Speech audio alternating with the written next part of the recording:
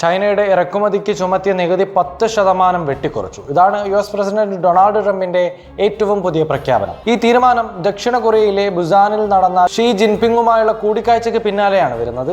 ഇതോടെ ചൈനീസ് ഉൽപ്പന്നങ്ങൾക്ക് US ചുമത്തിയിരിക്കുന്ന നികുതി 57% നിന്ന് 47% കുറച്ചു. 2019 ശേഷം ആദ്യമായിട്ടാണ് ഇരു നേതാക്കളും നേരിട്ട് കൂടിക്കാഴ്ച നടത്തുന്നത്. 2 മണിക്കൂറോളം നീണ്ട ഈ ചർച്ചയിൽ വ്യാപാരം മുതൽ സാങ്കേതിക വിദ്യ വരെ വിവിധ വിഷയങ്ങളിൽ അവർ സംസാരിച്ചു. ട്രംപ് തന്നെ പറയുന്നത് ഷിയുമായുള്ള കൂടിക്കാഴ്ച മഹാവിജയമാണെന്നാണ്. അതിശയകരമെന്നാണ് ട്രംപ് ഈ കൂടിക്കാഴ്ചയെ വിശേഷിപ്പിച്ചതും. വ്യാപാരവും സാങ്കേതിക വിദ്യയും ഉൾപ്പെടെ നിരവധി കാര്യങ്ങളിൽ തീരുമാനങ്ങൾ എടുത്തതായും US പ്രസിഡന്റ് അറിയിച്ചു. ഇതുവരെ നിലനിന്നിരുന്ന വാഷിംഗ്ടണും ബീജിംഗും തമ്മിലുള്ള വ്യാപാര സംഘർഷങ്ങളിൽ ശക്തമായ മാറ്റമുണ്ടാകുമെന്നാണ് വിദഗ്ധർ തന്നെ അഭിപ്രായപ്പെടുന്നത്. ഷിയെ വലിയൊരു രാജ്യത്തിന്റെ ശക്തനായ നേതാവ് എന്നാണ് ട്രംപ് വിശേഷിപ്പിച്ചത്.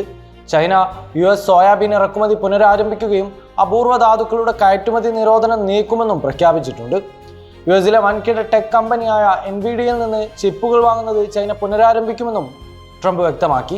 NVIDIAയുടെ ബ്ലാക്ക്വെൽ AI ചിപ്പുകളെ കുറിച്ചെല്ലാം സംസാരിച്ചതെന്നും ഇവിടെ കൂട്ടിച്ചേർക്കുകയും ചെയ്തിട്ടുണ്ട്. അടുത്ത വർഷം ഏപ്രിലിൽ ചൈന സന്ദർശിക്കുമെന്നും തുടർന്ന് വ്യാപാര ചർച്ചകൾക്ക് ഷീ US-ലെത്തുമെന്നും ട്രംപ് പ്രഖ്യാപിച്ചിട്ടുണ്ട്.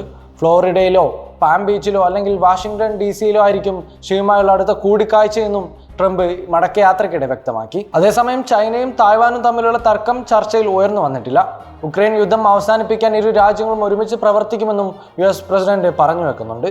ചൈനീസ് കയറ്റുമതിക്ക് ട്രംപ് കനത്ത നികുതി പ്രഖ്യാപിച്ചതിന് പിന്നാലെ ഇരു രാജ്യങ്ങളും തമ്മിലുള്ള ബന്ധം വഷളായിരുന്നു. തർക്കങ്ങൾ വ്യാപാരം നിലക്കുന്നിടം വരെ എത്തിയിരുന്നു. തുടർന്ന് ചൈനയും US-നെതിരായ പ്രതിരോധ ചുങ്കവും ചുമത്തി.